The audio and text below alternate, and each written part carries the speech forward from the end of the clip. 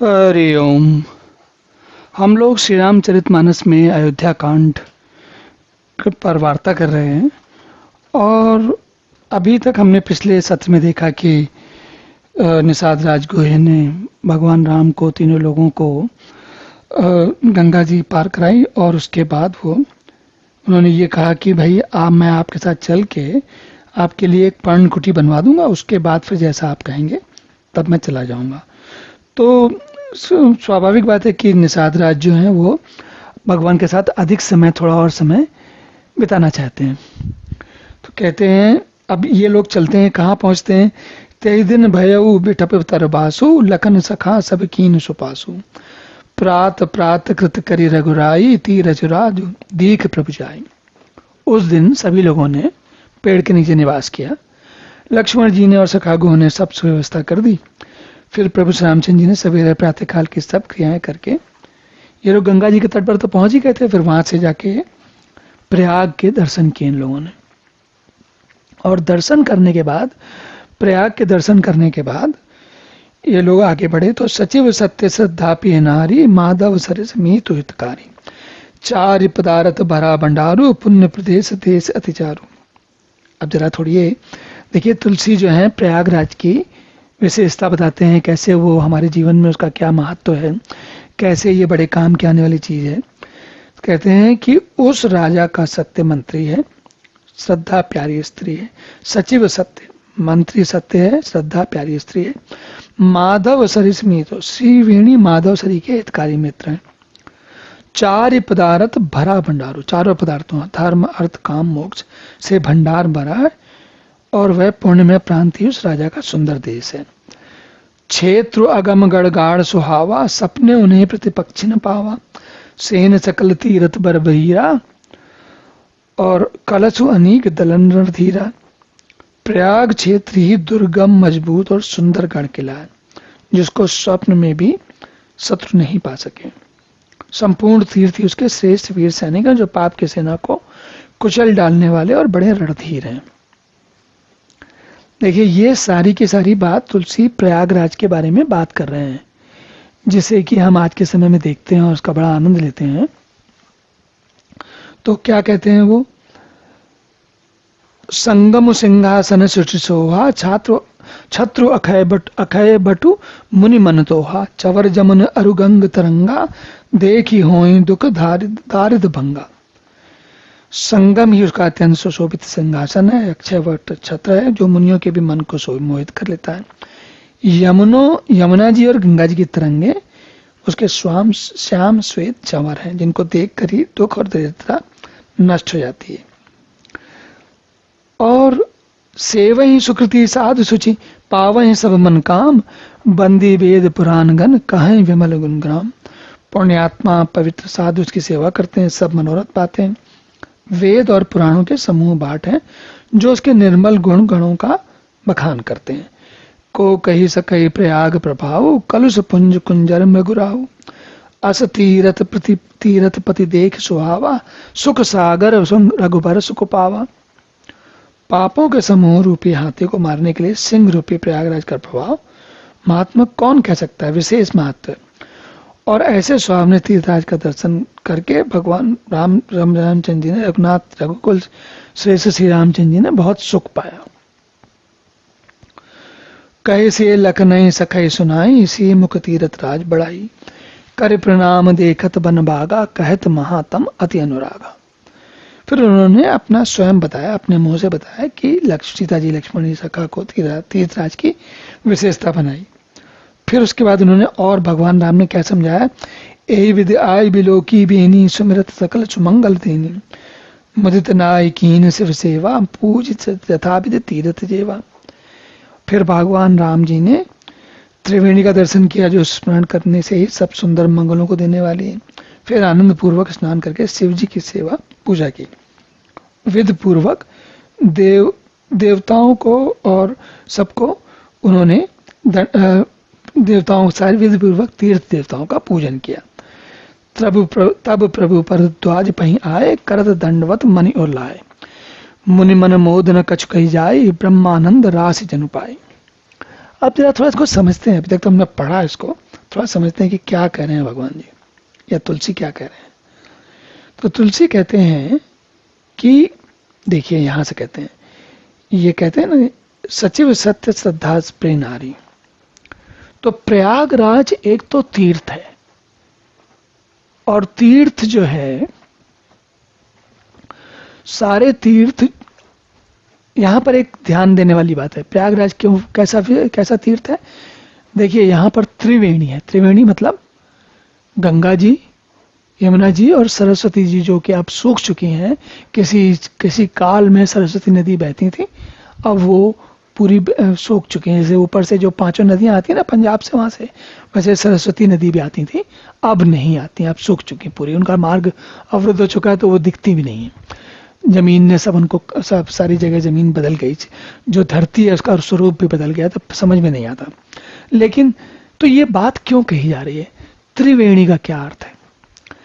त्रिवेणी का अर्थ यहां पर ये है, देखिए एक हमारे उसमें एक बात आती है जिसको हम कहते हैं कि त्रिगुणात्मकता। त्रिगुण मतलब सत्व, रजस और तमोगुण। तो इसी प्रकार यहां पर त्रिवेणी में तीनों गुण वाली नदियां मिलती हैं, जिनके जल के तो विशेष विधान हैं ही, लेकिन इन तीनों गुणों के मिलने को पहचानने के कारण जो विद्वान जन है, जो ऋषि मुनि हैं, जो धीर लोग हैं, जो बुद्धिमान लोग हैं, वो सब लोग वहां इकट्ठा होते हैं। क्यों होते हैं? क्योंकि ये एक उपमा है, एक ऐसा स्थान है जो हमको जीवन की, भगवान को जानने की दिशा में जब हमारी जो प्रगति हो रही है, जो हम आगे बढ़ रहे हैं, उसमें एक विशेष सहयोग देता है। कैसे? देखिए वेदांत में कहा जाता है कि जब तक तीनों गुणों को नहीं पहचानोगे आप, तमस, रजस और सत्व, तीनों को नहीं समझोगे, जब तक तीनों गुणों को नहीं समझोगे, तब तक उनके पार कैसे जाओगे। अभी क्या होता है, सामान्य व्यक्ति जो तमस में है वो तमस में रहता है, जो रजस में है वो रजस में है, बड़े कर्मठ, बहुत काम में लगे हुए हैं, और सत्व गुण वाले वो जो है सबका भला चाहते हैं। लेकिन क्या है, ये सभी इसी जीवन में जी रहे हैं। इस जीवन के आगे परमात्मा तक जाना है तो इन तीनों गुणों के पार जाना पड़ेगा। तो इसी प्रकार त्रिवेणी का महत्व इन तीनों का ये प्रतीक है, और प्रतीक होने के कारण हमको वहां जाने में, जो भी साधक लोग हैं उनको प्रयागराज जाने के बाद कहते हैं, और कहते क्या है, जाकर वहां पर समय बिताने, तो आपको स्वयं समझ में आएगा। इस अपने आध्यात्मिक प्रकृति में बहुत बल मिलता है, बहुत तीव्रता आती, गति आती है। लेकिन हमें उस भाव से रहना पड़ेगा। अगर हम ये सोचें कि हम ट्रैकिंग करने जा रहे हैं, घूमने जा रहे हैं, तो फिर उससे वो उसका आनंद मिलेगा। ऐसा नहीं है कि वो ट्रैकिंग का या घूमने का आनंद नहीं है, लेकिन अगर प्रयाग का वास्तविक आनंद लेना है तो हमें अपने मन में जानना होगा कि हम क्यों जा रहे हैं।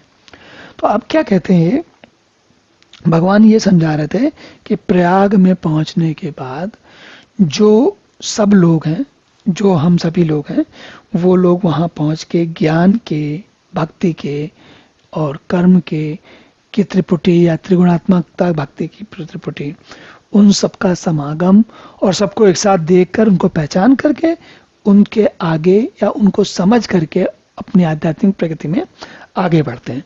तो ये इसलिए सब लोग यहाँ जाते हैं, और प्रयाग जाने के पीछे हमारा ध्येय, हमारा मन में वही भाव होना भी चाहिए। तो इसीलिए कहते हैं, से वही सुकृति साध सुचि पावहीं सब मन काम, बंदी वेद पुराण गण कहां विमल गुणग्राम। तो सब लोग कहते हैं, और फिर कहते हैं, को कही सकई प्रयाग प्रभाव कलुष पुंज कुंजर में गुराव। तो वो सारी समस्याओं का निदान करने के लिए। तो अब ये सब उन्होंने त्रिलोकी बेनी सब बता दिया। अब उसके बाद क्या है, भगवान कहाँ पहुंचे, तब प्रभु परद्वाज पहीं आए, करत दंडवत मुनि उर लाए, मुनि मन मोद न कछु कही जाए, ब्रह्मानंद रास जनु पाए। फिर ये तीनों लोग पहुंचे भरद्वाज मुनि के आश्रम में। उन्हें दंडवत जैसे ही किया तो मुनि ने भगवान को हृदय से लगा लिया। मुनि के मन का आनंद कुछ कहा नहीं जाता, मानो उन्हें ब्रह्मानंद की राशि मिल गई हो। तो देखिए, सोचिए कितनी विचित्र बात है। भारद्वाज मुनि जब देखते हैं तो वो भगवान को भगवान की तरह पहचानते हैं तुरंत। और उन्हीं को जब निषाद राज गुह ने देखा तो उनको भी समझ में आ गया। निषाद राज गुह और भरद्वाज मुनि के स्तर में अंतर है। भरद्वाज मुनि बहुत बड़े ज्ञानी हैं। निषाद राज गुह भक्त हैं, ज्ञानी वो भी है, लेकिन भरद्वाज जैसे तो नहीं है। लेकिन दोनों को भगवान समझ में आए। लेकिन वहीं पर कौन है? वहां पर जो मारीच, सुबाहु, ताड़का जिनको मारा था वो, और उन्हीं के राज्य की जनता, प्रजा, और भी बहुत सारे लोग मिलते हैं। और यहीं पर रावण भी है। मतलब रावण, मतलब इसी जगत में रावण भी है। रावण को नहीं समझ में आते भगवान परमानंद, परम ब्रह्म नहीं समझ में आते हैं। लेकिन महाराज महर्षि ऋषि भरद्वाज को तुरंत समझ में आते हैं। और मुनि के मन का आनंद कुछ कहा नहीं जाता। उन्हें ब्रह्मानंद की राशि मिल गई हो। ब्रह्मानंद की राशि क्या? उन्हें ब्रह्मानंद मिल गया। दीन असी इस मुनीस और अति आनंद असी जानी, लोचन गोचर सुकृत फल मनों की ये विद्यान। मुनीश्वर भरद्वाजी ने आशीर्वाद दिया। उनके हृदय में जान कर कि अत्यंत आनंद हुआ कि आज विधाता ने हमको सारे संपूर्ण कर्मों के, पुण्यों के फल को आंख लाकर आंखों के सामने रख दिया है, बिल्कुल प्रसन्न कर दिया। कुशल प्रश्न करी आसन दीने, पूजी प्रेम परिपूरन कीने, कंद मूल फल अंकुरनी के दिए आनि मुन मनहु अमी के। तो कुशल पूछकर मुनिराज ने उनको आसन दिए, प्रेम से संतुष्ट किया, प्रेम से पूजन करके फिर मानो अमृत के ही बने हो ऐसे कंदमूल फल दिए। सीय लखन जन सहित सुहाए, अति रुचि राम फूल मूल फल खाए, भय विगत सम राम सुखारे, भरद्वाज मृदु वचन उचारे। तो कंद मूल फल इत्यादि खाकर भगवान राम और सीता जी और लक्ष्मण जी सब लोग बड़े प्रसन्न हो गए। उनको थकावट दूर हुई तो सब लोग सुखी हो गए। तब भरद्वाज जी ने उनसे कोमल वचन कहे, आज सुफल तप तीरथ त्यागू, आज सुफल तप जोग विरागू, सफल सकल शुभ साधन साजू, राम तुम्हें अवलोकत आजू। तो देखिए, हमने कहा था ना पहले, भरद्वाज मुनि कह रहे हैं आपको देखते ही मेरा तप, तीर्थ सेवन और त्याग जो कुछ अब तक मैंने किया है सब कुछ सफल हो गया। आज मेरा जप, योग, वैराग्य सब सफल हो गया। मेरे संपूर्ण शुभ साधनों का समुदाय भी सफल हो गया। सारा आनंद ही आनंद हो गया। लाभ अवधि सुख अवधि न दूजी, तुमरे दरस आस सब पूजी। अब करी कृपा देहु बर एहू, निज पद सरसिज सहज नेहू। तो भरद्वाज मुनि वही कहते हैं हम अपने मन में सोचते हैं, कहते हैं हे प्रभु, लाभ की सीमा और सुख की सीमा हो गई। अब तो इसके आगे कभी कुछ नहीं मिलेगा, इससे अधिक कुछ नहीं मिल सकता। आपके दर्शन से सारी आशाएं पूर्ण हो गई। अब केवल ये वरदान दीजिए कि आपके चरणों में मेरा स्वाभाविक प्रेम हो। ये जो चरणों में स्वाभाविक प्रेम है, इसको हम थोड़ा सा देखते हैं क्या चीज है। देखिए, एक तो होता है जैसे चरण स्पर्श किसी की किए जाते हैं, हम भौतिक जो सामान्य जो जन दिखते हैं, हमारा कोई पूजनीय दिखता है, तो एक तो होता है कि हम लोग यंत्रवत मतलब कि आदत से, भाई बड़ा कोई आया तो पैर छूने, चरण स्पर्श करने, तो चरण स्पर्श कर लेते हैं। लेकिन कभी कभी क्या होता है, कोई ऐसे गुरुजी या कोई ऐसे ज्ञानी या कोई ऐसे विद्वान व्यक्ति मिलते हैं जिनको हम जानते हैं, भली भांति जानते हैं कि ये विद्वान है, तो उनके चरण छूने में या उनके चरण स्पर्श करने में एक विशेष आनंद की अनुभूति होती है। वो सबके साथ नहीं होती, कुछ लोगों के साथ होती है जिनके लिए हमारे मन में विशेष भाव होता है। तो उसी प्रकार भरद्वाज मुनि बहुत ज्ञानी है, वो समझ गए कौन भगवान क्या है, कहाँ है। तो उनके मन में भगवान के लिए जो आनंद होना चाहिए वो वास्तविक आनंद उनको लग रहा है। और इसलिए कह रहे हैं कि मेरे मन में स्वाभाविक, बनावटी नहीं, अपने आप वो प्रेम होना चाहिए जो भगवान को जानने में, भगवान से का दर्शन करने में होता है। कर्म वचन मान मन छाड़ी चलू, जब लगी जनन तुम्हार, तब लगे सुख सपने नहीं, किए कोटि उपचार। अब ये तुलसी देखिए, तुलसी भी कहते हैं और महाराज भरद्वाज मुनि भी कहते हैं। क्या कहते हैं? जब तक कर्म वचन और मन से छल छोड़कर मनुष्य आपका दास नहीं हो जाता, तब तक करोड़ों उपाय करने से स्वप्न में भी सुखी नहीं होता। स्वाभाविक है, जब हम भगवान को ठीक से जान जाते हैं, उनमें हमारा सहज मन जम जाता है, तो फिर तब वास्तविक आनंद की होती है। उसके पहले तो हम केवल बनावटी चेष्टा कर रहे होते हैं। जैसे होता है ना कि अगर हमारे मन में, और इसका स्तर का अपना अनुभव आपने किया होगा, जब आप किसी मंदिर में या किसी तीर्थ स्थल में जाते हैं, तो अगर आप भगवान को जैसे जैसे आप गहराई में जानने जाते हैं, तो आपको ऐसे मंदिर, जैसे एक होता है मंदिर में जाते हैं घंटी बजाते हैं, तो एक घंटी बजाना होता है कि आदत पड़ी, सब लोगों ने दिखाया, बचपन सिखाया गया घंटी बजाना चाहिए, तो घंटी बजा देते हैं। लेकिन दूसरी क्या होता है, जब आपके अंदर ये ज्ञान उत्पन्न होता है कि भगवान क्या है, तो घंटी जो बजाई जाती है उसका भी भाव अलग होता है। बस वही ऐसा ही कुछ यहाँ पर भरद्वाज मुनि भी कह रहे हैं। और सुनी मुनि बचन राम सकुचाने, भाव भगति आनंद गाने, तब रघुवर मुनि सुजस सुहावा, कोटि भांति कहीं सभई सुनावा। तो मुनि ने जब ये सब कहा, तो भगवान राम जो है अपने मनुष्य रूप में थोड़ा सकुचा गए। तब रामचंद्र जी ने भरद्वाज जी मुनि का सुंदर स्वयं करोड़ों प्रकार से सब लोगों को बताया कि कितने ज्ञानी हैं, कैसे हैं, क्या जानते हैं इत्यादि।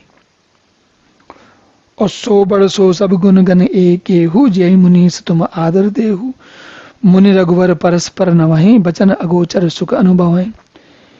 तो हे मुनीश्वर, आप जिसको आदर दें वही बड़ा है, और वही सब गुणों समूहों का घर है। इस प्रकार श्री राम जी और मुनि भरद्वाज दोनों लोग एक दूसरे के लिए विनम्र हो रहे हैं, कह रहे हैं कि आप ही बहुत अच्छे हो, बहुत ही अच्छे हो।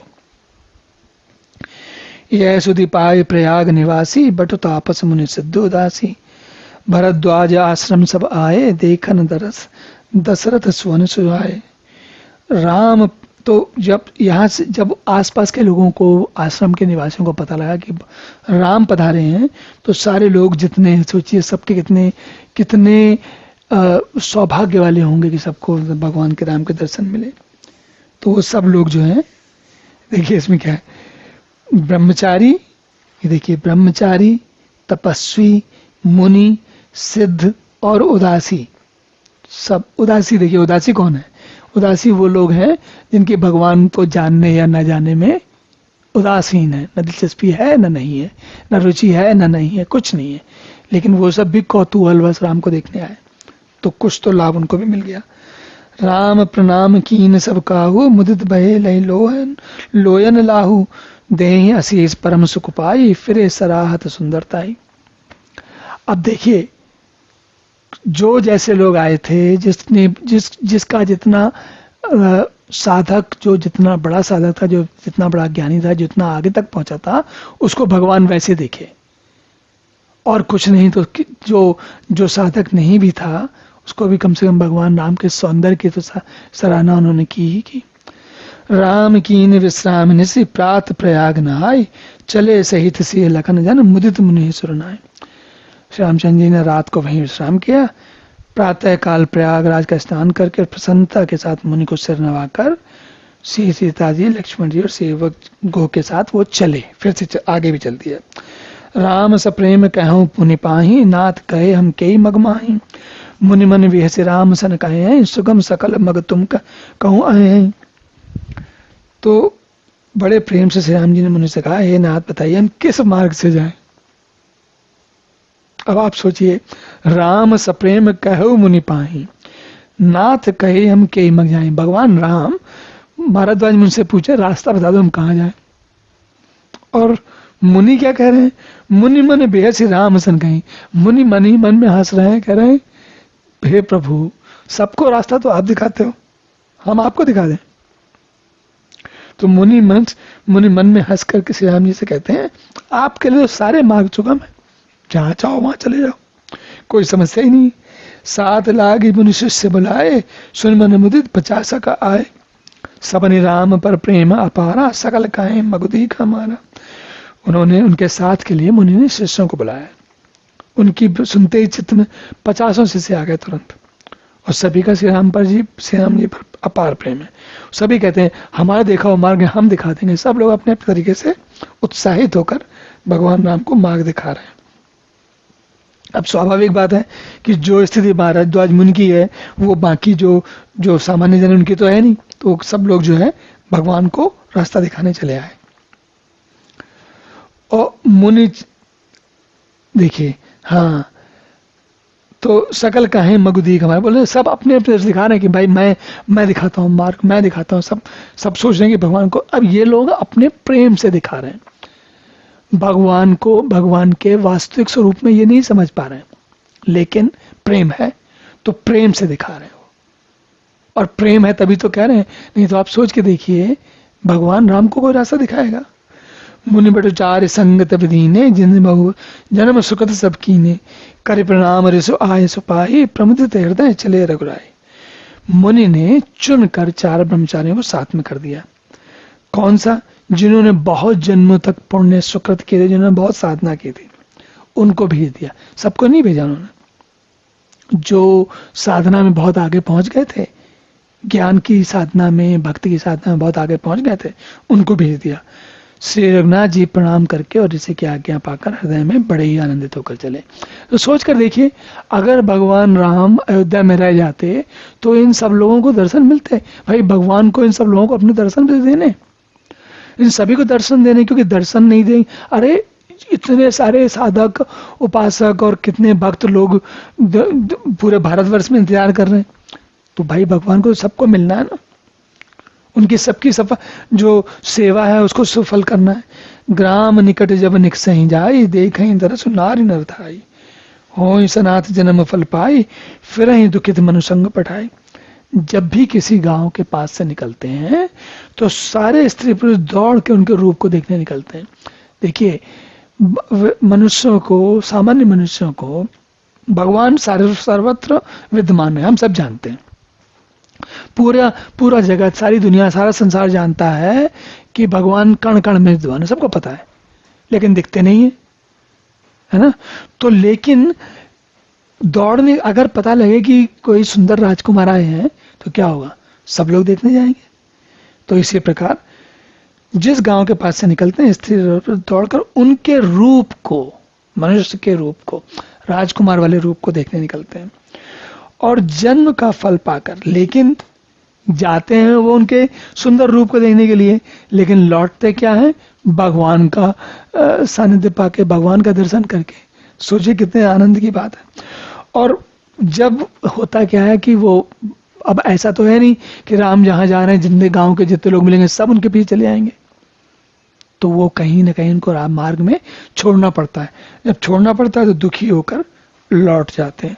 और ये, लेकिन कम से कम एक बात तो माननी पड़ेगी, जिन्होंने भगवान को एक बार भी देख लिया, उनके मन में भगवान की याद तो रह ही जाएगी। तो अब यहीं रुकते हैं, अगले सत्र में पुनः मिलेंगे, तब तक के लिए हरि ओम।